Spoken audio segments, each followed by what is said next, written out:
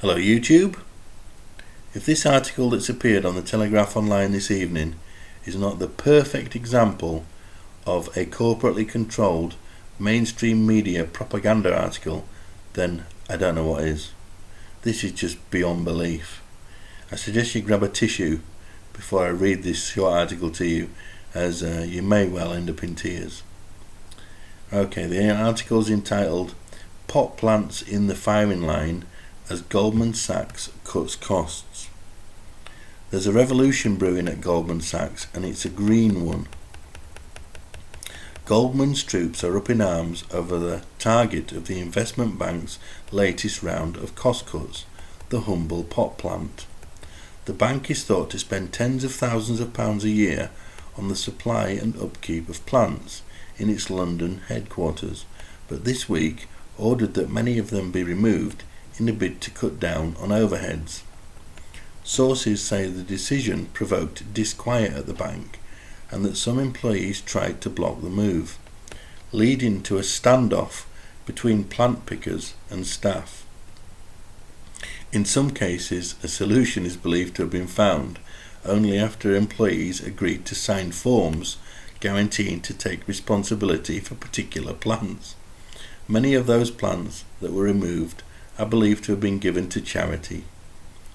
That pot plants were the subject of the controversy will spark surprise, given that Goldman is cutting about 1,000 jobs globally as Wall Street and Citibanks try to cope with difficult markets and lower business volumes. Banks cut costs and removed perks en masse in the wake of the financial crisis, but many of those benefits had re-emerged as markets recovered. Goldman's policy of removing plants is one of the first examples of cost-cutting to emerge in the latest phase of the downturn. In 2008, Goldman reduced the use of taxis for staff, and bankers were encouraged to stay at lower-cost hotels. Other companies took similar steps. Citigroup and Credit Suisse asked employees to cut back on colour photocopying, while DTZ, the property company, stopped supplying biscuits at its meetings. Goldman declined to comment. Well, if that isn't, as I say, one of the most blatant propaganda articles I've ever read, honestly, it's ridiculous. You know, we all know that Goldman Sachs, they're the market makers, along with the other big banks. They make money on the way up as they create the bubbles, and they make money on the way down as the bubbles they've created explode. So don't try and bullshit me and try and make out that Goldman Sachs are suffering like the people are. They're not suffering at all.